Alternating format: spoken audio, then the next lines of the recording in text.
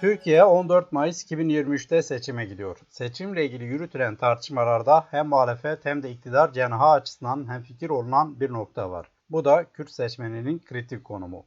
Önümüzdeki seçimde Erdoğan'ın getirdiği başkanlık sistemi nedeniyle iki turlu olacak. Daha doğrusu milletvekillerinin seçilmesi tek turludur. Ancak Cumhurbaşkanlığı seçimi iki turlu yapılacak.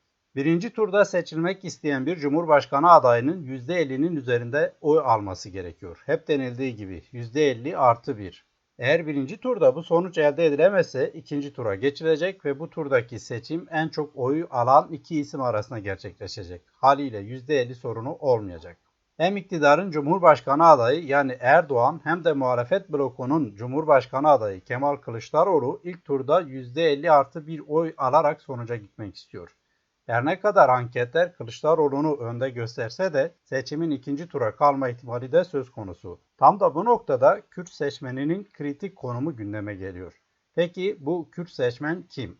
Öncelikle bu kategoriyle kastedilenin Türkiye'de yaşayan bütün Kürtler olmadığını belirtmek lazım.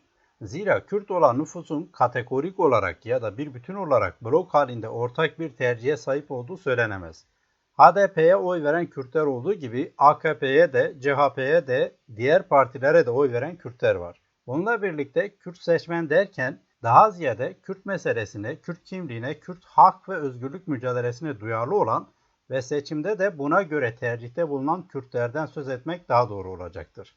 Oy tercihini Kürt meselesine veya mücadelesine göre kullanan Kürtlerin sayısı ise çoğunlukta kabul edilebilir. Ve bu çoğunluk büyük oranda Halkların Demokrasi Partisi'nde kümelenmiş durumda. Dolayısıyla kamuoyunda sözü edilen Kürt seçmenin esasında HDP oy veren Kürt seçmenin HDP'nin seçmeninin yaklaşık %95'ini belki de daha fazlasını oluşturduğu söylenebilir. Yapılan anketlerin sonuçlarına bakıldığında hem iktidar hem de muhalefet blokunun seçimi ilk turda bitirebilmesi için Kürt seçmenden ya da HDP'nin seçmeninden destek alması şart görünüyor. Daha doğrusu bugünkü Cumhurbaşkanlığı hükümet sistemini kurabilmek için ya da yürütme gücünü oluşturabilmek için ilk turda seçilmek isteyen adayın Kürt seçmeninin desteğini alması gerekiyor. Şayet seçim ikinci tura kalırsa yine Kürt seçmen belirleyici konumda kalacak gibi. İkinci turda da en çok oyu alan seçiliyor. Yani iki adayın yarışacağı bu turda birinci çıkmak için de Kürt seçmeninin oyu önemli olacak. 2018'deki genel seçimlerde HDP'nin Türkiye genelinde aldığı toplam oy sayısı 5.866.309 olarak kayıtlara geçti. Yani %11.7 oranında. Bu oran önümüzdeki seçimlerde kuşkusuz artacak ki HDP'nin en az 7 milyon seçmene sahip olması bekleniyor. HDP'li yetkililer 6 Şubat'ta Elbistan ve Pazarcık'ta yaşanan yıkıcı depremlerden önce kendi adaylarıyla seçime katılacaklarını duyurmuştu. Aradan epey bir zaman geçti. HDP hem başını çektiği Emek ve Özgürlük İttifakı'yla istişarelerde bulundu hem de Millet İttifakı'nın başını çeken CHP ile bir şekilde temaslarını sürdürdü. Sonuç itibariyle Millet İttifakı Kemal Kılıçdaroğlu'nu aday gösterdikten sonra HDP ortaklarıyla yeniden durum değerlendirmesi yaptı ve 22 Mart'ta kamuoyuna yapılan açıklamada Emek ve Özgürlük İttifakı'nın Cumhurbaşkanlığı için aday göstermeyeceği duyuruldu. Bu açıklamada doğrudan Kemal Kılıçdaroğlu'na destek ifadeleri yer almıyordu. Buna rağmen HDP ve ortaklarının Kılıçdaroğlu'nun adaylığını desteklemek için kendi adaylarını göstermekten vazgeçtikleri genel kabuldür. Nihayetinde HDP'nin başını çektiği blok da CHP'nin başını çektiği blok da bu seçim için temel öncelik olarak Erdoğan'dan kurtulmayı belirliyor. Haliyle bu iki blokun ortak bir adayla seçime gitmesi bir beklentiydi ve bu aday Kılıçdaroğlu olunca HDP'nin kendisini desteklemesi de zor olmadı. Seçime gidilirken durum böyle. Kısaca milliyetçilik, Türkçülük ve Kürt meselesi bakımından bana göre birbirlerinden pek de farkları bulunmayan ve fakat başta ekonomi ve ayrıca buna eklenen deprem sonuçları olmak üzere bazı başka meseleler konusunda çatışan iki siyasi kutup var ve bunların adayları seçimde yarışacak. Buna karşın Kürt meselesine duyarlı seçmenin kümeleştiği ve 7 milyon gibi büyük bir seçmen oranına sahip olan HDP ve ufak müttefikleri var. Bu blokları oluşturan ana partilerin Kürt siyasetlerine dair ayrıca yayınlar yapacağım. Bu yüzden şimdilik seçimle ilgili belirteceğim bunlar. Bu podcast'te esas olarak Türkiye Büyük Millet Meclisi'nde Kürt temsilinin geçmişten bugüne nasıl yapıldığını, ne derece yapılabildiğini veya bu meclisin Kürtler için önemli olup olmadığını tarihsel ve güncel verilerle ele alacağım. İlk olarak Türkiye Büyük Millet Meclisi'nde Kürt diline yönelik yaklaşımlar hakkında bazı hususları belirtmek istiyorum. Kayıtlara göre Türkiye Büyük Millet Meclisi'ndeki ilk Kürtçe konuşma 6 Kasım 1991'de Meclis Genel Kurulu'nda Leyla Zana'nın yemin metnini okuduktan sonra Kürtçe söylediği sözlerdir ki pek çok kere yanlış biçimde Zana'nın yemin metnini Kürtçe okuduğu belirtiliyor. Hayır, Zana yemin metnini okuduktan sonra Kürtçe bir cümleyle Kürt ve Türk halklarının kardeşliğini dile getirmişti. Başındaki sarı, kırmızı, yeşil örgüyle meclis kürsüsüne çıkan Zana, yemin metnini Türkçe okuduktan sonra Kürtçe şöyle demişti. Menevsont bo gelin tıkku Kürtxand. Türkçesi, bu yemini Kürt ve Türk halkı için okudum. Hem Leyla Zana'nın bu sözleri hem de bu arada aynı oturumda Zana'nın partiden arkadaşı olan Hatip Dicle'nin yemin metnini zor ve baskı altında okuduğunu açıklaması söz konusu dönem için yani 1990'ların başı için epey cesurcaydı. Zana örneğinde mesele elbette Kürtçe bir cümlenin ifade edilmiş olmasından ibaret değildi ki bu çok önemli bir ilkti. Ancak çok daha önemli olan Türklüğün kalbinde Kürtçe bir tavrın sergilenmesi, Kürt meselesinin bizzat Kürtçe ifadelerle ortaya konulmuş olması, yok sayılan bir dilin ve bu dili konuşan insanların varlığının ortaya konulması vesaireydi. Bu yüzden Zana'nın tavrı tarihsel önemdedir. Nitekim Zana'nın bu tavrı da dahil, Halkın Emek Partisi ardından da Demokrasi Partisi Kürt meselesi hakkındaki siyasetleri gerekçe gösterilerek kısa süre sonra kapatılmıştı. Benzer partiler hakkındaki kapatma davaları bugüne kadar devam etti. Zana ve çok sayıda milletvekili arkadaşı ise Mart 1994'te dokunulmazlıklarının kaldırılmasının ardından mecliste yaka paça gözaltına alındı ve daha sonra tutuklandılar. Zana ve arkadaşlarından bazıları 10 yıl hapiste kaldı. Bu arada belirttiğim gibi Leyla Zana'nın partisinden sonra kurulan benzer pek çok parti de kapatılmaya devam edildi. Son olarak bugünkü Halkların Demokrasi Partisi hakkında açılmış bir kapatma davası var ve seçimden önce olası bir kapatma kararı da ayrıca bekleniyor. Yani 1990'ların başından bu yana değişen pek bir şey yok. Bu konuya bir sonraki podcast'te ayrıca değineceğim ancak Türkiye'nin meclisinde Kürtçe'ye yönelik muameleden biraz daha söz etmek istiyorum. Bir kere daha mecliste Kürtçe bir konuşmaya rastlamak için epey zaman geçmesi gerekiyordu.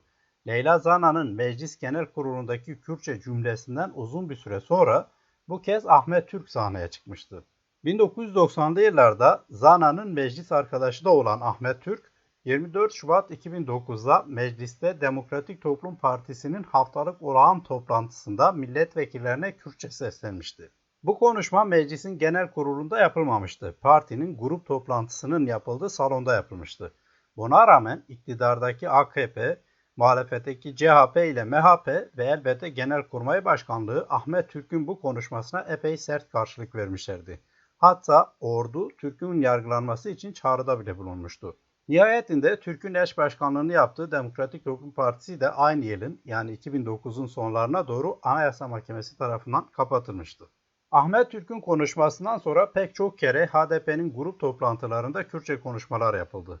Bununla birlikte Meclis Genel Kurulu'nda da pek çok kere Kürtçe konuşan milletvekilleri oldu. Ancak bütün konuşmalar özellikle Meclis Genel Kurulu'nda yapılan konuşmalar kayıtlara alınmadı. Hala da alınmıyor.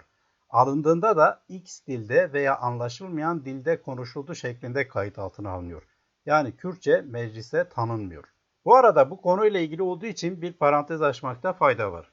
Millet İttifakı'nın adayı Kemal Kılıçdaroğlu 20 Mart'ta HDP'yi mecliste ziyaret etmişti. HDP'nin genel merkezinde değil. HDP yetkilileri görüşmenin mecliste yapılması kararının kendilerine ait olduğunu da açıkladılar. Çünkü meclisin çözüm adresi olduğuna dair mesaj vermek istemişlerdi. Nitekim Kılıçdaroğlu HDP eş başkanları Pervin Buldan ve Mithat Sancar'la yaptığı görüşmenin ardından Kürt meselesiyle ilgili mesajlar verdi. Ve en önemli mesajı sorunların çözüm adresinin meclis olduğuna dairdi. Bu yeni değildi. CHP daha 2013'teki çözüm süreci döneminde de benzer mesajlar vermişti. Sonraları da öyle. Kılıçdaroğlu meclis çatısı altında çözülebileceğini söylediği Kürt meselesi hakkındaki reçete için de partisinin beyannamesini işaret etti. Bu beyannamede ise tam olarak şöyle yazılıyor. Başta Kürt sorunu olmak üzere tüm toplumsal sorunlarımız demokrasi temelinde ve Türkiye Büyük Millet Meclisi'nin öncülüğünde çözülecek. Türkiye'nin bağımsızlığı, demokrasisi ve üniter yapısı güçlendirilecektir. Ayrıca bu beyannamede AKP'nin HDP'li belediyelere yönelik gasp uygulaması olan kayyumlara son verileceği de belirtiliyor. Muhtemelen CHP ile Kılıçdaroğlu'nun tek somut vaadi olarak bu hususa işaret edilebilir. Onun dışında CHP'nin Kürt meselesinin çözümü için somut olarak nasıl bir yol haritasına sahip olduğunu anlamak zor. Son derece genel geçer başlıklar var ve anlaşıldığı kadarıyla demokratikleşme çabaları kapsamında Kürt sorununa çözüm bulunması temel yaklaşım olarak belirlenmiş durumda. Ki zaten HDP'nin Kemal Kılıçdaroğlu'na desteği de bu demokratikleşme beklentileriyle bağlantılıdır. Yani onlar da demokratikleşme programını uygulayacak olan ve bu başlık altında Kürt meselesine çözüm getirmesi beklenen Kılıçdaroğlu'nu destekleyecekler. Nasıl olacak bunu bekleyip göreceğiz elbette. Bununla birlikte CHP'nin geçmişten bugüne Kürt siyaseti hakkında ayrıyeten bir podcast dizisi yapacağım. Şimdilik bu konuyu burada bırakalım. Kılıçdaroğlu'nun meclisteki HDP ziyareti sırasında meclis tutanaklarına Kürtçenin ilk dil yazılması hususu da gündeme geldi. Kılıçdaroğlu bunun bir ayıp olduğunu, zaten devlet kanalında Kürtçe yayın yapıldığını söyledi. Böylece tekrar mecliste Kürtçe meselesine dönmüş olayım. Kılıçdaroğlu'nun da sözünü ettiği üzere mecliste Kürtçe hala X dil olarak kayıtlara alınıyor. Ancak Kılıçdaroğlu'nun dikkat çekmediği bir husus var. Bu uygulama esasında yeni değil. Üstelik mecliste Türkçe konuşma zorunluluğu var ve bu da yeni değil. Daha doğrusu Türkiye'de hayatın her alanında olduğu gibi Türkçe zorunluluğu meclis için de her zaman geçmişten bugüne söz konusudur. Türklerin ilk meclis deneyimi Osmanlı'nın son yıllarına dayanır. 1876'da kurulan Osmanlı Meclisi Mebusanı'nda şöyle bir karar alınmıştı. Daha kuruluş aşamasında. Tebai Osmaniye'nin hidameti devlette istidam olunmak için devletin lisanı resmisi olan Türkçeyi bilmeleri şarttır. Yani devlet görevlisi olacak kişilerin devletin resmi dili olan Türkçeyi bilmeleri zorunlu kılınmıştı. Bu kararın alındığı Osmanlı Meclisi kısa süre sonra 2. Abdülhamit tarafından kapatıldı. Erdoğan için büyük bir siyasi figür, ilham ve örnek olan Abdülhamit 33 yıl boyunca iktidarda kaldı ve istibdatla yani tek adam olarak zor gücüyle devleti yönetti. 1908'de İttihat ve Terakki Cemiyeti Abdülhamit'i devirdi ve yeniden Osmanlı Meclisi'ni açtı. Tabi Türkçe zorunluluğu devam etti ve üstelik İttihatçılarla birlikte Türkçülük devletin resmi siyaseti haline geldi. Burada detaylarına girmeyeceğim ancak Türkçülüğün hakim kılınması için Ermeni soykırımı dahil pek çok insanlık suçuna imza atan İttihatçıların Osmanlı Devleti 1. Dünya Savaşı'nın ardından yıkılmışsa da Türkçülük siyaseti yeni kurulan Türkiye Cumhuriyeti ile devam ettirildi. Üstelik çok daha katı bir biçimde. Dolayısıyla Türkçenin zorunlu dil olması ve herkesin Türk kabul edilmesi yeni Türkiye Cumhuriyeti Devleti'nin kuruluş felsefesi oldu ve hala da bu geçerlidir. Örneğin bugünkü anayasaya bakalım. Anayasanın daha başlangıç metninde ki bir sayfa kadardır, Türk vatanı, Türk milleti, yüce Türk devleti, Türk milli menfaatleri, Türk varlığı, Türk ülkesi, Türklüğün tarihi, Türklüğün manevi değerleri, Türk vatandaşı, milli kültür, milli medeniyet, milli hukuk gibi kelimeler geçiyor. Neredeyse her cümlesine Türkiye dair bir ifadenin yerleştirildiği bu başlangıç bölümü anayasanın büyük harflerle Türk milleti tarafından demokrasiye aşık Türk evlatlarının vatan ve millet sevgisine emanet ve tevdi olunacağı cümlesiyle bitiyor. Daha başlangıç metninde nasıl bir anayasa olacağı belliyken bazı maddeleri de daha vurgulu biçimde bu metnindeki muradı pekiştiriyor. Örneğin anayasanın ilk 3 maddesinde Türkiye Cumhuriyeti'nin nasıl bir devlet olduğu tarif ediliyor. Ve 3. maddede Türkiye devleti ülkesi ve milletiyle bölünmez bir bütündür. Dili Türkçedir deniyor. 4. maddede ise bunun değiştirilmesinin dahi teklif edilemeyeceği belirtiliyor. 6. maddede egemenliğin kayıtsız şartsız milletin olduğu belirtildikten sonra bu milletin Türk milleti olduğu vurgulanıyor. Bir sonraki maddede 7. maddede yasama yetkisinin Türk milleti adına Türkiye Büyük Millet Meclisi'ne ait olduğu kaydediliyor. Türk Anayasası'nın 66. maddesinde Türk devletine vatandaşlık bağı ile bağlı olan herkes Türktür deniyor. Yani devlet bir Türk devletidir ve burada vatandaş olmak isteyen de Türk olacak. Maddenin devamında ise Türk'ün tanımı gayet açık biçimde yapılıyor. Türk babanın veya Türk ananın çocuğu Türktür. Mecliste milletvekili olarak işe başlamak için okunması zorunlu olan yemin metni ise anayasanın 81. maddesinde yer alıyor. Türklük rejimine olan bağlılığım dile getirildi. Bu metin, büyük Türk milleti önünde namusum ve şerefim üzerine and içerim ifadesiyle bitiyor. Özetle bu kısımda söyleyeceğim şu: bugünkü meclise milletvekili seçtiğinizde veya milletvekili olarak göreve seçildiğinizde bu gerçeklerin farkında olarak tercihte bulunuyorsunuz demektir.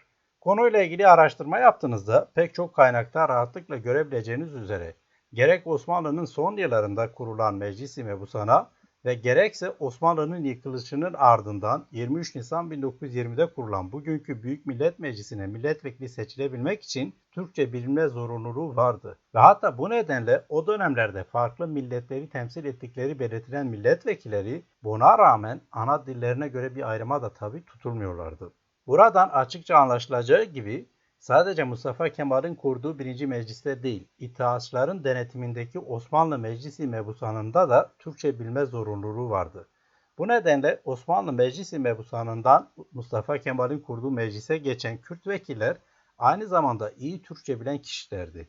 Bu arada Kürt vekillerin bu dönemdeki meclislerde Kürtçe konuştuklarına dair herhangi bir kayıt da bulunmuyor.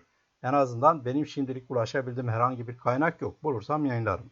Dolayısıyla esasında Kürtçe konuşmaları X veya bilinmeyen dil olarak kayıt altına alanların ileri sürdükleri yasal düzenlemeler doğrudur. Yasal olarak Türk Meclisi'nde Türkçe konuşma zorunluluğu vardı ve hala da var. Haliyle konuya bu açıdan bakılırsa bu meclisin Türklere ait olduğunu ve Kürtleri temsil etmediğini söylemek pekala mümkün oluyor. Peki hal böyleyken orada Kürt vekil olmak nasıl bir şey? Ya da Kürt vekillerin dillerinin yasak olduğu meclisteki tarihsel hikayesi nasıldı? Osmanlı Meclis-i Mebusan'ında pek çok kere Kürt ve Kürdistan ifadelerinin kullanıldığını, vekillerin Kürdistan'dan geldiklerinin belirtildiği vesaire ifadelere birçok kaynakta rastlamak mümkündür. Şimdilik bu bahsi bir kenara bırakarak bugünkü meclisin tarihinde Kürt vekillerin hikayesine bir bakalım.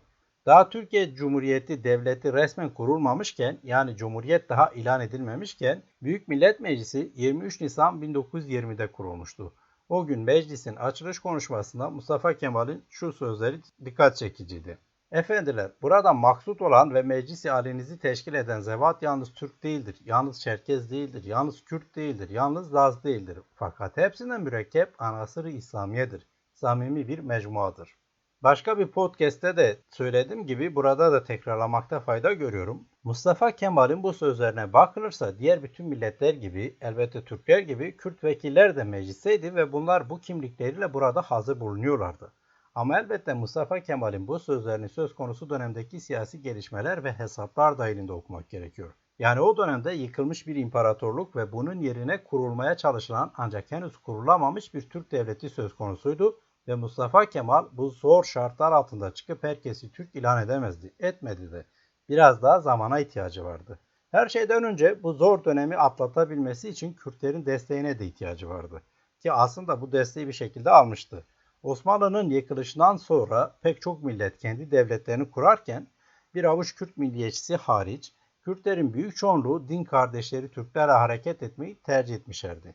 Yani Mustafa Kemal'in siyasetini desteklemişlerdi. Mustafa Kemal'in meclis açılış konuşması ve buna benzer daha pek çok konuşması vesaire de bu dönemde Kürtleri yanında tutmaya yönelikti ve bunu başarmıştı da. İşin ilginç tarafı da burada şuydu: Büyük Millet Meclisi'nin kurulduğu dönemde Dersim-Sivas hattında yani Koşkili bölgesinde bir Kürt isyanı vardı. Alevi Kürtlerin başlattığı bu isyan pek çok kaynağa göre yerel olmasına rağmen milli bir siyasete sahipti. Mustafa Kemal daha bu ilk dönemde bu isyanı epey kanlı biçimde bastırmıştı ve daha o zaman söylediği bazı sözlerin gerçekte bir değerinin olmayacağını, yani Kürtlere göz açtırmayacağını ortaya koymuştu. Bununla birlikte isyan sırasında Mustafa Kemal özellikle Kürt temsilcilerini meclise vekil olarak getirebilmişti. Tarihçi Ayşe Hür'ün aktardığına göre Mustafa Kemal'in ikna edip meclise getirdiği Kürt milletvekillerinden bazıları Diyap Ağa, Meçhu Ağa, Ahmet Ramiz, Mustafa Bey, Hasan Hayri Bey gibi isimlerdi. Peki bu ilk mecliste kaç vekil Kürt idi? Bu soru çok sınırlı bazı kaynaklarda incelenebilmiştir. Ancak kesin bir sonucun elde edildiğini söylemek zor. Bunun bazı nedenleri var. Ahmet Demirel, Şaban İba gibi bazı araştırmacılara göre 1. Meclisteki 347 milletvekilinden 75 ila 80'i Kürt idi. Ahmet Demirel'in verilerine bakılırsa 75-80 Kürt vekilden 15'i önceki Osmanlı Meclis-i Mebusan'ından gelenlerden, geriye kalanlar ise yeni seçilenlerden oluşuyordu.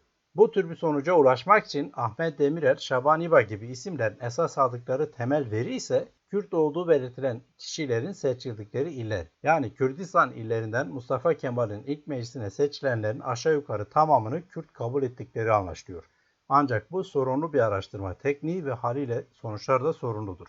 Bana göre neredeyse konuyla ilgili esas alınabilecek tek ciddi araştırma Kürt tarihçi İsmail Göldaş'a aittir. Göldaş, Lozan, Biz Türkler ve Kürtler adlı kitabında gerek Mustafa Kemal'in 23 Nisan 1920'de kurduğu 1. Meclis'te gerekse de Lozan Anlaşması'nı onaylayan Ağustos 1923'te kurulmuş 2. Meclis'te tam olarak kaç Kürt vekilin yer aldığını belirleyebilmenin zor olduğunu kaydediyor.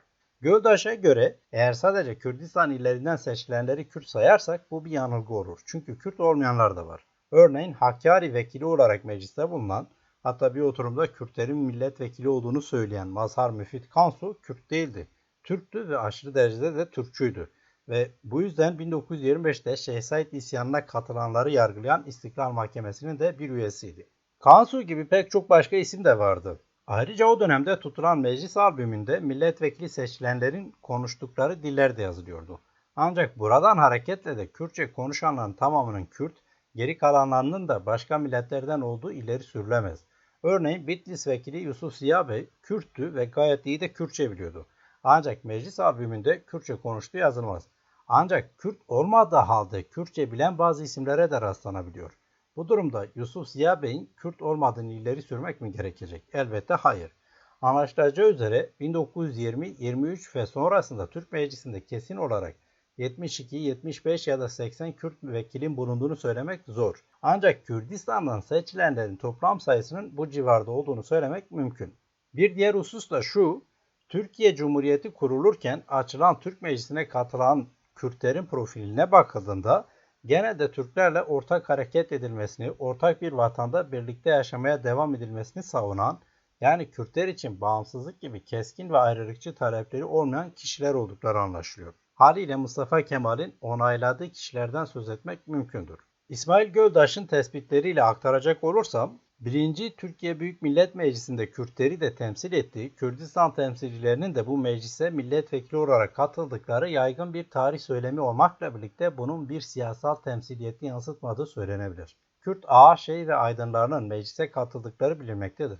Bu meclisin dışında kalan ve Kürt siyasal hareketli çalışmaları yürüten şahsiyetler de bulunmaktadır. Ekrem Cemil, Celadet Bedirhan, Kamuran Bedirhan, Doktor Nuri Dersimi ve Alişer gibi dönemin etkin Kürt siyaset ve örgütçü unsurları 1. dönem meclisin dışında kalmışlardı. Göldaş'ın tespitleri böyle. Bu arada ayrıca vurgulamak lazım ki milliyetçi Kürt siyasetine sahip olanlar istedikleri halde meclisin dışında kalmamışlardı. Aksine onlar bunu istememişlerdi. Hatta Türk meclisine katılmayı yanlış bulanlar vardı. Nuri Dersimi bu yüzden Türk meclisine katılanları soysuzlukla itham etmişti. Bir diğer husus da şöyle, Mustafa Kemal'in 23 Nisan 1920'de kurduğu Büyük Millet Meclisi tarihçiler tarafından 1. Meclis olarak bilinir ve bu meclis Türkiye Devleti'nin kurucu meclisi olarak da kabul edilir. Bu meclis Ağustos 1923'e gelindiğinde yenilenecekti. 1. Meclisin lağvedilerek 2. Meclisin oluşturulmasının ise önemli bir nedeni var. 1922'nin sonbaharından itibaren Lozan'da görüşmeler başlamış ve aylar süren bu görüşmeler neticesinde Temmuz 1923'te Lozan Anlaşması imzalanmıştı.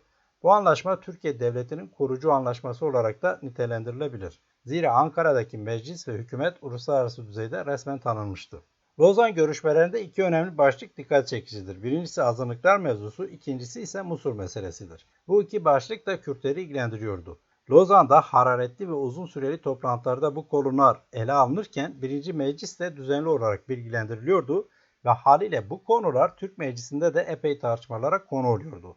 Kürtler açısından bakıldığında azınlıklar konusunda pek de Kürtlerin konuşulmadığı söylenebilir. Zaman zaman gündeme gelmişse de sonuç itibariyle Kürtler azınlık statüsüne bile alınmadı. Bunun yerine azınlıklar çerçevesinde gayrimüslimlere bazı hakların tanınması Lozan Anlaşması hükmü haline getirildi. Bir diğer başlık ise Musul ile ilgiliydi. Söz konusu dönemde petrol kaynakları nedeniyle İngiltere Musul'un Irak'a bırakılmasını istiyordu. Yani Irak'ı kontrol ettiği için kendilerine yani İngilizlere bırakılmasını istiyordu. Mustafa Kemal ve Lozan'a gönderdiği İsmet İnönü liderliğindeki heyet ise Musul üzerinden hak talep ediyordu. Her iki taraf da yani hem Türk tarafı hem İngiliz tarafı da Musul'u isterken buradaki Kürt nüfusun varlığına başvuruyordu. İngiliz heyeti de, Türk heyeti de Kerkük, Süleymaniye, Erbil gibi kentleri de kapsayan o dönemin Musul vilayetindeki nüfusun çoğunluğunun Kürtlerden oluştuğunu ve bu Kürtlerin kendilerinden yana olduğunu ileri sürüyorlardı. Tabi bu arada gerçekten buradaki Kürtlerin fikrini soran da yoktu. Lozan'da Kürtleri temsil eden herhangi bir temsilci de bulunmuyordu. Sonuç itibariyle Musul meselesi daha sonra çözülmek üzere bir kenara bırakılmış ve Lozan Anlaşması imzalanmıştı. Musul'da 1926'daki başka bir anlaşmayla İngilizlere bırakılacaktı ve bunun karşılığında Türklere para ödenecekti. Şimdi konumuz bunlar değil. Başka podcastlerde bu konuları daha detaylı konuşuruz. Ancak burada bizi ilgilendiren başlık mecliste Lozan vesilesiyle Kürtlerle ilgili meselelerin nasıl tartışıldığıdır ve Kürt vekilleri nasıl bir tutum takındıklarıdır. Bu konuyu Kürtlerin Yusuf Ziya Bey yanılgısı başlıklı podcast'te detaylıca anlattım. Bir kere daha tekrarlamayacağım. Ancak özetle şunları söyleyeyim. Örneğin Yusuf Ziya Bey kendilerini Kürdistan'ın gerçek vekilleri olarak adlandırmıştı ve bu vekiller bulundukları 1. Mecliste esas olarak Musul meselesi üzerinden Kürt siyasetini savunuyorlardı. Lozan Anlaşması'nın nasıl imzalanacağı belli oluncaya kadar da Mustafa Kemal'e destek vermişlerdi. Ancak Mustafa Kemal'in Musul'u İngilizlere bırakmaya niyetli olduğu anlaşılınca bu Kürdistan vekilleri muhalefete başlamışlardı. Bu yüzden de Lozan'ı onaylayan 2. meclise bu Kürt vekilleri alınmamışlardı. Çünkü Mustafa Kemal pürüzsüz bir meclis istemişti. Bunun haricinde 1. mecliste bulunan Kürt vekillerin yine Yusuf Ziya Bey'in sözleriyle söyleyecek olursam Türklerle kader birliği yaptıklarına inanan ve bu yüzden ortak vatanda yaşamayı tercih eden kişilerden oluşuyordu. Ama gelin görün ki bu Türk kardeşleri aynı düşüncede değillerdi. Türk Anayasası 1924'te yazıldığında Türkiye'de yaşayan herkes Türk ilan edildi. 1925'te Kürtlerin Şeyh Said isyanı kanlı biçimde bastırıldı ve Kürtlere yönelik zulüm sonraki yıllarda da sistematik biçimde devam ettirildi. Bu arada Yusuf Ziya Bey de 1925'te bu kader birliği yaptığını söylediği Türk kardeşleri tarafından idam edilenlerden biriydi. Bu trajik hikayenin de gösterdiği gibi Türk Meclisi'nde Kürt olarak var olabilmenin olanakları neredeyse artık yoktu. Bu uzun yıllar boyunca da böyle devam edecekti. Elbette bu Türk Meclisi'nde tırnak içinde hiç Kürt kökenli milletvekilinin bulunmadığı anlamına gelmiyor. Her dönem Kürt kökenliler olmuştur. En meşhurlarından biri de örneğin İsmet İnönü'dür. Ve fakat bunların Kürtlerin meseleleriyle hiçbir ilgileri olmamıştır. Resmi siyasetin çizdiği sınırlar dahilinde hareket etmişlerdir. Ayrıca Kürt değil de Türk olduklarını savunmuşlardır. Ve İsmet İnönü örneğinde olduğu gibi Kürtlere büyük eziyet de çektirmişlerdir. Buna rağmen devletin bir şekilde hala murat ettiği biçimiyle Türkleştiremediği veya Kürtlükle bir şekilde bağ bulunan kişileri mümkün mertebe siyaset alanına hiçbir şekilde dahil etmemek gibi bir anlayıştan söz edilebilir. Örneğin CHP'nin 1927'de yapılan ve Vatandaş Türkçe Konuş kampanyasının başlatıldığı kongresinde temsil edilmeyen 10 ilin tamamının Kürdistan illeri olması tesadüf değildir. Bir diğer örnek İsmet İnönü'nün milli şef olarak Cumhurbaşkanlığı ve CHP Genel Başkanlığı koltuğunda oturduğu 1946'da yaşanmıştı. Celal Bayar bu sırada Demokrat Parti'yi kurmaya hazırlanıyor ki kendisi de CHP'den gelmedir ve İnönü ile Kürtlere karşı pek çok kere mesaisi olmuştur. Örneğin 1938'deki Dersim katliamı sırasında Mustafa Kemal Başbakanlık koltuğuna İnönü'nün yerine Bayar'ı atamıştı.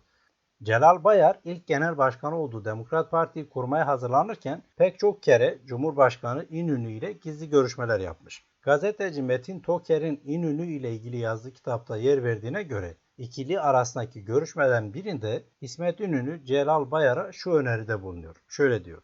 Hudut bölgelerimizde ve doğuda parti teşkilatları kurmayalım. Siz kurmayınız, biz de bizimkileri lağvedelim. Oralar halkı vuruşkan, ateşli kimselerdir. Particiliğin milli birliği bozmasından endişe ederim. Metin Toker'e göre Celal Bayar, Doğu'nun zaten özel yasalarla yönetildiğini, böyle bir uygulamanın oradaki vatandaşlara ayrı bir muamele anlamına geleceğini belirtir ve öneri reddeder. Fakat oralarda daha özenli hareket edecekleri sözünü de verir. Doğrusu Bayar'ın hassasiyeti de ilginç. Bu kadar hassas olmasına da gerek yoktu aslında. Daha birkaç yıl önce Dersim'de katliam yapılırken başbakan koltuğunda oturan oydu. Yani Bayar da oralardaki halka yeterince ayrı bir muamelede bulunmuştu. Nihayetinde devletin her zaman İsmet İnönü'nün bu kaygısıyla ve daha doğrusu siyasi anlayışıyla hareket ede geldiği söylenebilir. Bununla birlikte 1920'lerin başındaki ilk meclis döneminden sonra Türk Meclisi'nde yeniden Kürt varlığının öyle ya da böyle bir kez daha hissedilebilmesi için aradan epey zaman geçmesi gerekiyordu. Bu zaman da CHP'nin tek parti döneminin sona ermesinden sonraya, yani 1950'den sonraya denk geliyor. Bazı örneklere bakacak olursak. 1950'den itibaren çok partili sisteme geçildikten sonra pek çok Kürt simasının CHP muhalifi Adnan Menderes'in Demokrat Partisi'nde boy göstermeye başladığı görülüyor. Bu simaların geçmişlerine bakıldığında ise Cumhuriyet'in ilk yıllarında yaşanan Kürt isyanlarıyla bir şekilde ailevi bağlantılar olduğu görülebilir. Yani 1925 sonrasında Şeyh Said veya Ağrı isyanı dolayısıyla sürgüne gönderilmiş bazı Kürt ailelerine mensup kişiler 1950'den sonra yönlerini Menderes'in Demokrat Partisi'ne çevirmişlerdi. Ağrı'dan Halis Öztürk, Kasım Küfrevi ve Celal Yardımcı, Diyarbakır'dan Mustafa Ekinci, Yusuf Azizoğlu ve Mustafa Remzi Bucak, Urfa'dan Hacı Şeyh Ömer Cevheri, Erzurum'dan Abdülmelik Fırat Demokrat Parti'den milletvekili olmuşlardı. Doğrusu bu isimlerin o dönem itibariyle yani Kürtlerin varlığının konuşulmasının dahi yasak olduğu, Kürtlerin Türklüğünün resmi siyaset olarak tedavülde tutulduğu bu dönemde Kürt olarak Kürtleri ne derece temsil ettikleri tartışmalı bir husustur. Bununla birlikte bu kişilerin CHP'ye karşı aile geçmişlerinde yaşadıkları ihtilaf dolayısıyla Demokrat Parti'yi tercih ettikleri söylenebilir. Nihayetinde bu da bir tür hesaplaşma olacaktı. Öbür yandan bu kişiler Kürdistan'da halk arasında etkili olabilen ailelere mensuptular ve Demokrat Parti de bunların etkisinden faydalanarak oy devşirmek istiyordu. Öyle de oldu. Kısaca bu kişilerin bir Kürtlük geçmişine ve hassasiyetine sahip oldukları söylenebilir. Ancak Türk Meclisi'nde bulunma gerekçelerinin doğrudan Kürtlerin hak ve özgürlükleriyle ilgili olduğu ise söylenemez. Bu arada Demokrat Parti'nin Diyarbakır milletvekili olan Mustafa Remzi Bucak'ın Van Özalp'ta 33 Kürt köylüsünün 1943 yılında 3. Ordu Komutanı Orgeneral Mustafa Muğla'nın emriyle öldürüldüğünü ortaya çıkarması ve bunu hem siyasette hem de tarihe mal ettirmesi muhtemelen 1950'li yıllar itibariyle meclisteki Kürt vekillerin Kürtlerle ilgili en önemli icraatı kabul edilebilir. Tabi bu tür girişimlerde bulunmak da zordu. Nitekim yazar Çetin Çeko'nun aktardığına göre dönemin Cumhurbaşkanı Celal Bayar Remzi Bucak'ı şu sözlerle tehdit etmişti. Unutma ki Kürt meselesi bizim için Ermeni meselesinden pek çok daha önemlidir. Aynı akıbetin başınıza gelmesini istemiyorsanız bu kadar muamele ve müsamaha size çoktur bile. Celal Bayar'ın Mustafa Remzi Bucak'a yönelik bu sözleriyle böylece devletin Kürtlerle ilgili çizdiği kırmızı çizgi bir kez daha hatırlatılmıştı. Kürt meselesiyle ilgili hassasiyetlerinin başına bela getireceğini düşünen Bucak da daha sonra Türkiye'yi terk etmişti. 27 Mayıs 1960 darbesinden sonra yargılanan siyasetçiler arasında Bucak'ın bazı arkadaşları da vardı. Şeyh Said'in torunu ve Demokrat Parti milletvekili olan Abdülmelik Fırat ile Ağrı milletvekili Halis Öztürk Kürtçülük suçlamasıyla yargılanmış ve çeşitli cezalara çarptırılmışlardı. Yazar Çetin Çeko'nun aktardığına göre Ağrı milletvekili Halis Öztürk tutukluluğu sırasında gerek 1920'li yıllarda gerekse de 1960 darbesinden sonra Kürt oldukları için yaşadıkları zulüm dolayısıyla öyle anlaşılıyor ki Halis'in yeri mebusluk değil mahpusluktur demişti. Bugünkü realiteyi de ifade eden Ağrı mebusu Halis Öztürk'ün bu sözleri devletin Cumhuriyet'ten bu yana Kürt mebuslara yaklaşımda esasa ilişkin bir değişikliğin olmadığını gösteren önemli bir örnektir. Sonuçta yasada Yüksek Adalet Divanı tarafından anayasayı çiğnediği gerekçesiyle Halis Öztürk 10 yıl ağır hapis cezasına çarptırılmıştı. 1964-67 yılları arasında Bitlis'ten senatör seçilen Ziya Şerefanoğlu da Kürtçülük suçlamasına maruz kalır. O da Türkiye'yi terk eder. Darbeden sonra CHP ile ittifak halinde hükümet kuran Yeni Türkiye Partisi'nin üyesi Yusuf Azizoğlu Sağlık ve Sosyal Yardım Bakanı olur. Ancak o da Kürtçülük ithamlarından kurtulamaz. Örneğin aynı hükümetin CHP'li İçişleri Bakanı Hıfzı Oğuz Bekat'a Yusuf Azizoğlu'nu Kürtçülük yapmakla suçlar ve kendisine "Sen Türk müsün, Kürt müsün? Cevap ver" sorusunu yöneltir. Sınırlarını bilen Yusuf Azizoğlu ise Türk'üm yanıtını vermişti. Bu tür örneklerin yaşandığı 1960'lı yıllarda aslında Kürt siyaseti ufak ufak filizlenmeye başlamıştı. Özellikle Türkiye'nin metropol kentlerinde okuyan gençler arasında Kürt muhalefeti canlanıyordu. Tabi aynı yıllarda Güney Kürdistan'da önemli başarılar elde etmeye başlamış olan Molla Mustafa Barzani liderliğindeki Kürt hareketinin de etkisi vardı. Hakeza 1960'lı yıllar itibariyle dünyanın çeşitli bölgelerindeki ulusal kurtuluş mücadelelerinin Kürtlere etkisinden de söz etmek gerekir. Bu dönemde Kürt muhalefeti iki koldan ve fakat pek çok açıdan iç içe geçerek gelişmeye başlamıştı.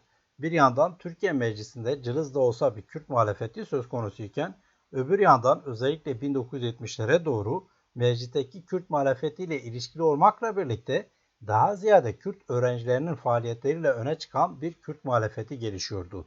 Ki bu ikincisi çok daha güçlüydü ve bugünkü büyük Kürt muhalefetinin çıkış noktası da esasen buradan olacaktı. Bu noktada kısaca Türkiye İşçi Partisi deneyiminden söz etmek lazım.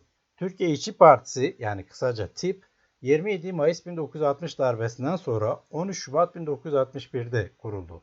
Esas siyasetini sınıf mücadelesi ve sosyalizm ilkeleri üzerine inşa eden TİP kurulduktan itibaren aynı zamanda Kürtler için de kendilerini ifade edebilecekleri bir alandı. TİP'in sol siyaseti buna imkan tanıyordu. Bu noktada Türkiye'deki sağ ve İslamcı siyasete sahip partilerin hiçbir zaman sol siyasete sahip partiler kadar Kürtlere alan açmadıklarının altını çizmek isterim. Nihayetinde şu denebilir. Sol kesim de sağ veya İslamcı kesim de önceliklerine göre ve elbette belli sınırlar dahilinde Kürtlere alan açabilmişlerdi. Yani bu konuda sol veya sağ arasında çok ciddi bir fark görülmeyebilir. Ancak yine de önemli bir farkın altını çizmekte fayda olduğunu düşünüyorum. Ki bu da Kürtlere açılan alanın sınırlarının ne kadar geniş olabileceğiyle ilgilidir. Örneğin Adnan Menderes'in Demokrat Partisi'nde 1920'li yılların mağdur politik Kürt ailelerine mensup kişiler vekilliğe seçilmişlerdi. Ancak bunların Kürt olarak Kürt mücadelesi için yapabileceklerinin bir sınırı vardı. Ve bu sınır Remzi Bucak örneğinde dile getirdiğim üzere çok kısıtlıydı. Ayrıca örneğin 49'lar davası podcast'inde ayrıntılı biçimde anlattığım üzere Adnan Menderes'in Kürt karşıtı siyaseti nihayetinde CHP'kinden çok da farklı değildi. Yine 1990'dan bugüne Refah Partisi ile başlayan ve AKP ile devam eden siyasal İslamcı partilerin deneyimlerine bakıldığında da benzer bir sınırdan söz etmek mümkündür. İslamcı siyasetin ümmet kardeşi olarak görülen Kürtlere daha toleranslı olduğu ileri sürülebilir. Ancak bu da orada Kürtlerin temsiliyeti ile ilgili sorunu gündeme getirir. Örneğin Refah Partisi ve AKP içinde Kürt milliyetçisi olarak Kürtlerin hak ve hukukunu her şeyden önce gözeten ve bu İslamcı platformu da bir fırsat olarak gördüğü için bir tür ittifak ilişkisi içinde olan herhangi birinin ismini zikretmek zordur. Refah ve AKP içinde pek çok Kürt siyasetçi vardır ve fakat bunların bu partilerde bulunma nedenleri siyasal İslam davası veya başka siyasi gerekçelere dayanıyor. Kürtlerden oy alabilmek için de İslami referanslarının yani ümmet kardeşliği söyleminin fırsat tanıyabildiği ölçüde Kürtlerin hak ve özgürlüklerinden söz edebildiler. Ve en önemlisi de Refah ve AKP örneğinde daha sonra yayınlayacağım podcast dizisinde ayrıntılı biçimde ele alacağım üzere Türk İslamcılarının milliyetçi hassasiyetleri de diğer sağ partilerden pek aşağı kalır türden değildir. Bütün bu nedenlerden dolayı Kürtlere yönelik söylem ve açabilecekleri alan sınırlıdır. Tekrar sol siyasete dönecek olursam, doğrusu Türkiye İşçi Partisi yani TİP dışında bugüne kadar Türk Meclisi'nde etkili olabilmiş bir sol partiden söz etmek neredeyse imkansız. Bugün de aynı adla mecliste bir parti var. Ancak bu parti HDP ile ittifakı sonucunda daha doğrusu Kürtlerin oyları sayesinde Türk Meclisi'ne girebilmiştir. Dolayısıyla bugünkü durum farklı. 1960'lı yıllardaki tip örneği ise Kürt milliyetçileri için epey farklı bir çekim merkezi olabilmiştir. Her şeyden önce tipte siyaset yapan Kürtlerin önemli bir kesimi sol siyaseti benimsiyordu. Yani ideolojik olarak farklı bir yerde durduklarını söylemek zor. Bununla birlikte bu Kürt siyasetçilerinin özel olarak Kürtlerin hak ve hukuku konusunda bir gündemleri de vardı. Bazıları da Kürt milliyetçisiydi. Dolayısıyla tip bu kişiler için kendilerini Kürt veya Kürt milliyetçileri olarak ifade edebildikleri bir imkan sağlıyordu. Veya bu kişiler Türkiye İşçi Partisi'nin Kürt siyasetinin gelişmesinde bizzat etkili olabilmiş ve haliyle Kürtlere açılan alanı bu şekilde esnetebilmişlerdi. Ayrıca örneğin Tunca Özden'in Kürt Çözümleri başlıklı kitabında belirttiği gibi sendikacıların 1961'de kurduğu TİP'in örgütsel birleşiminin esas unsurlarından biri de Kürt işçiler oluşturmuştur. Bütün bu verilerden hareketle Türkiye İşçi Partisi'nin neden en fazla oy toplayabildiği kentlerin Kürdistan illeri olduğu da anlaşılır hale geliyor. Bu da TİP'in içindeki Kürt siyasetçilerin etkisini göstermesi bakımından önemlidir. Aynı şekilde 1960'ların sonlarına doğru pek çok Kürdistan kentinde düzenlenen Doğu mitingleri tip adına söz konusu dönemde yapılmış en önemli politik etkinlikler olarak ifade edilebilir ki bu mitinglere öncülük edenler hem tip içinde hem de tip dışında, örneğin Devrimci Doğu Kültür Ocakları içinde örgütlenen Kürt milliyetçileriydi. Aynı şekilde Türkiye İşçi Partisi'nin örneğin 1968'deki 3. Kongresinde eşit vatandaşlık talebi dile getirilirken bizzat Kürt diline yönelik baskılar kınanmış ve Kürtçe'ye özgürlük dilendirilmişti. Kürt meselesiyle ilgili tipin çıkışları 29-31 Ekim 1970'teki 4. Kongrede de devam etmişti ve Kürtler için anayasal haklardan da söz edilmişti.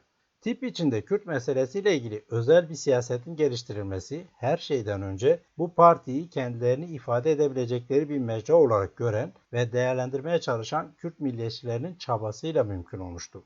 Kuşkusuz tipin dönemin şartları bağlamında Kürt meselesini açabildiği alan da sınırlıydı. Bu sınırı belirleyen de her şeyden önce söz konusu dönemin devlet siyasetiydi. Nitekim 12 Mart 1971 darbesi ile birlikte Türkiye İşçi Partisi'nin de kapatılmasına karar verildi. En önemli gerekçe tipin Kürtlere dair siyasetiydi. Yani Kürtçülük suçlamasıydı. Kürtlerden ve haklarından söz etmenin bedeli böylece ödetilmişti.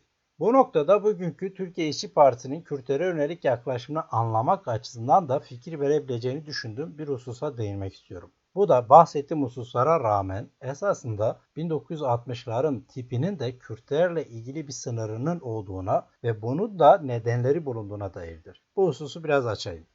Birincisi, Türkiye İşçi Partisi'nin Kürt meselesine yönelik yaklaşımı hem o dönem itibarıyla hem de sonraki yıllar itibarıyla Kürt milliyetçilerinin tatmin olabileceği şekilde değildi. Yani bir sol parti olmasına rağmen tip hiçbir zaman açıktan örneğin Kürtlerin kaderlerini tayin hakkını savunmamıştır. Ya da tipin Kürtlere herhangi bir siyasi statünün verilmesine dair bir siyaseti de yoktur. Tipe göre esasen bir doğu meselesi vardı. Tabi bu anlaşılır bir durumdur. O dönemde pek çok Kürt milliyetçisi de Kürt meselesini bu şekilde tarif etmişti. Yani doğu meselesi olarak tarif etmişti.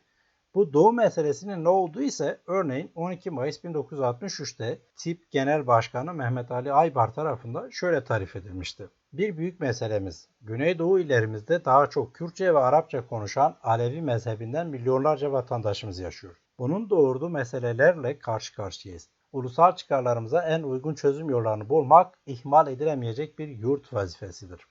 Türkiye İşçi Partisi'nin o dönem genel başkanı olan Mehmet Ali Aybar'ın bu açıklamasına bakıldığında bazı maddi hatalar bir yana tipin Kürt meselesiyle ilgili bazı kültürel veya etnik unsurlara dikkat çektiği ve bunun da o dönemler itibariyle son derece önemli olduğu belirtilebilir.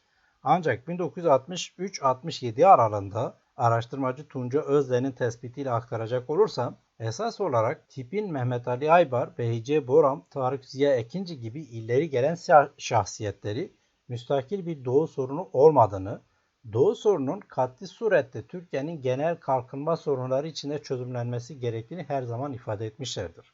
Ancak daha önce de dikkat çektiğim üzere zamanla Kürtlerin ve Kürt milliyetçilerinin kendilerini ifade edebilecekleri bir alan olarak gördükleri tipte daha fazla yer edilmeleri ve ağırlıklarını hissettirmeleri partinin politikalarında da değişikliklere yol açmıştı. Örneğin 1968'deki 3. Kongrede sorunun sadece bir kalkınma meselesi olmadığı, aynı zamanda bir etnopolitik yönünün de bulunduğu belirtiliyordu.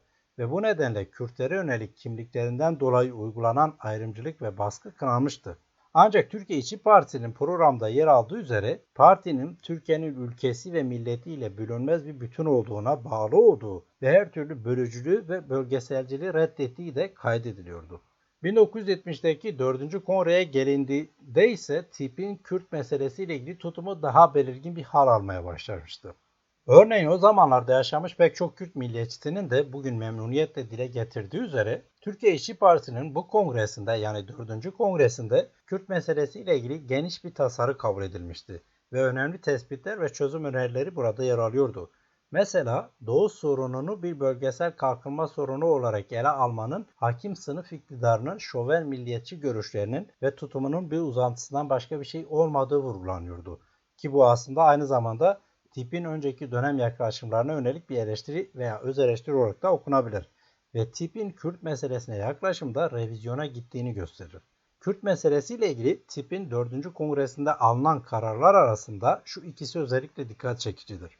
Kürt halkına yönelik uygulanan ırkçı, milliyetçi, şoven burjuva ideolojisinin partililer yani tipliler, sosyalistler ve diğer bütün işçi ve diğer emekçi yığınlar arasında yerle bir edilmesinin sağlanmasının partinin ideolojik mücadelesinin ve gelişmesinin temel ve devamlı bir davası olduğunu. 2.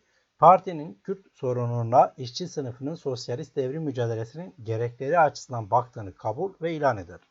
1970'e gelindiğinde Türkiye İşçi Partisi'nin Kürt siyasetinde yaşanan bu önemli değişimin esasında önemli bir nedeni olduğunun altını çizmek lazım. Bunu hem tip içindeki iktidar çekişmesiyle hem de bu çekişmede üstün çıkmak için belirleyici olabilen Kürtlerin varlığı ve tutumuyla açıklamak mümkündür. Yani Türkiye İşçi Partisi içinde 1970'lere gelindiğinde Genel Başkan Mehmet Ali Aybar ile ona muhalefet eden Behice Bora'nın başını çektiği iki grubun çekişmesi söz konusuydu. Ve hangisinin partide etkin olacağını ise parti içindeki Kürtlerin varlığı ve tutumu belirliyordu. Öyle de oldu. Behice Boran Kürtlere yanaşınca 4. Kongrede genel başkan seçildi ve işte Kürtlerin desteğinin karşılığı olarak da biraz önce sözünü ettiğim Kürt meselesiyle ilgili önemli kararlar almıştı. Yani bu kararları Kürtler tipe aldırtmıştı. Ve tip de bu kararlar nedeniyle kapatılmıştı. Daha sonra 1975'te yeni bir Türkiye İşçi Partisi kuruldu elbette. Ancak yine Behice Bora'nın başkanlığına seçildiği bu yeni tip bir kere ağzı yanmıştı ve Kürt meselesine ve Kürt milliyetçilerine eskisi gibi yanaşmaya hiç de gönüllü olmamıştı. Yanaşmadı da zaten. Bugün de Erkan Baş'ın genel başkan olduğu bir tip var ve mecliste 4 vekille temsil ediliyor. Bunlardan Genel Başkan Erkan Baş dahil 3'ü HDP listelerinden, yani Kürtlerin oylarıyla milletvekili seçilebilmişlerdi. 14 Mayıs 2023'teki seçimde de HDP'nin ittifak ortağı durumundalar ve bu kez ittifaka rağmen kendi listeleriyle, yani kendi logolarıyla seçime girmek istiyorlar. O yönde de bir karar alındı. Ancak yine HDP'den fedakarlık yapmasını isteyerek, yani seçime girdikleri yerlerde Kürtlerin oylarının kendilerine devredilmesini isteyerek. Kemalizm konusunda herhangi bir CHP'den farkları yok aslında. Onlara göre Cumhuriyet'in kurulması bir devrimdi. Mustafa Kemal de bir devrimciydi falan. Erkan Baş'ın bu konuda çok açık sözleri var. Ancak oylarıyla seçildikleri kesimler ise Kürtler. Bu vesileyle şunu açıkça belirtmek istiyorum. Şayet Türkiye İşçi Partisi'ne mensup bu kişiler 1960'ların diyetini istiyorlarsa HDP ve Kürtler bunu fazlasıyla ödediler. Esameleri okunmuyorken onları meclise taşıyıp görünür kıldılar. Kaldı ki 1960'ların tipini destekleyen, meclise taşıyan, organize eden de esasında büyük oranda Kürt kitlesiydi ve Kürt kadrolarıydı. Onlar daha sonra yollarına ayrınca da zaten tipinde pek bir etkisi kalmamıştı. Bugün için de bence kimsenin Kemalist solculara diyet ödemesi gerekmiyor. Bu konuyu burada bırakıp devam edecek olursam. Türkiye İşçi Partisi'nin 1970'te kapatılması Kürt milliyetçileri için Türk Meclisi'nde söz sahibi olmanın olanaklarını ortadan kaldırmıştı. Buna karşın 1970'li yıllar Kürt muhalefetinin hem Türk sol örgütlerle iç içe hem de bu örgütlerden bağımsız olarak yeniden organize olduğu yıllardır. Bugünden geriye bakıldığında Türk solundan bağımsız bizzat Kürdistan davasına odaklanan siyasetin öne çıktığı ve başarılı olduğu görülebilir. Bugünkü ana akım Kürt hareketi de bu yıllarda böyle ortaya çıkmıştı. Ancak bu yeni ve radikal Kürt muhalefetinin Türk Meclisi'ne yönelik bakışı olumlu değildi. Genel itibariyle onlara göre Türk Meclisi de bir sömürge kurumuydu ve burada verilecek bir mücadele Kürtlere hiçbir şey kazandırmayacaktı. Bu dönemde ortaya çıkan Kürt muhalefetinin ağırlıklı eğilimi illegal ve şiddetli esas alan bir mücadele yöntemiydi. Ancak buna rağmen 1970'li yıllarda gerek Bülent Ecevit'in CHP'si içinde gerek Süleyman Demirel'in Adalet Partisi içinde bazı önemli Kürt figürleri siyaset yapmaya devam etti. Örneğin 1960 ve 71'deki darbelerden sonra Kürtçülük suçlamasıyla tutuklanan ve yargılanan Kürt siyasetinin önde gelen isimleri arasında yer alan Şerafettin Elçi, 1977 seçimlerinde Süleyman Demirel'in Adalet Partisi'nden Mardin vekili seçilmişti. Daha sonra Ecevit'in CHP'sine katılmış ve Bayındırlık Bakanlığı görevine getirilmişti. Bakanlığı sırasında Kürtler var, ben de Kürdüm dediği için 12 Eylül 1980 darbesi sonrasında yargılandı, tutuklandı ve 10 yıl siyasi yasaklı hale geldi. Aynı yıllarda CHP'de milletvekili olan Ahmet Türk ve Nurettin Yılmaz da 12 Eylül darbesi sonrasında tutuklanmış, Diyarbakır'da ağır işkencelere maruz kalan binlerce Kürt arasında bunlar da yer almıştı. Kürtlerin yeniden Türk Meclisi'ne dahil olmaları ve üstelik bu kez bizzat Kürt kimlikleriyle ve Kürtlerin hak ve özgürlük davası hakkındaki iddialarıyla çok da etkili biçimde meclise girmeleri 1990'ların başlarında mümkün olabildi. Burada başlayan hikaye aynı zamanda bugünkü Kürt siyasetinin ya da muhalefetinin hikayesidir. Onu da bir sonraki podcast'te konuşalım.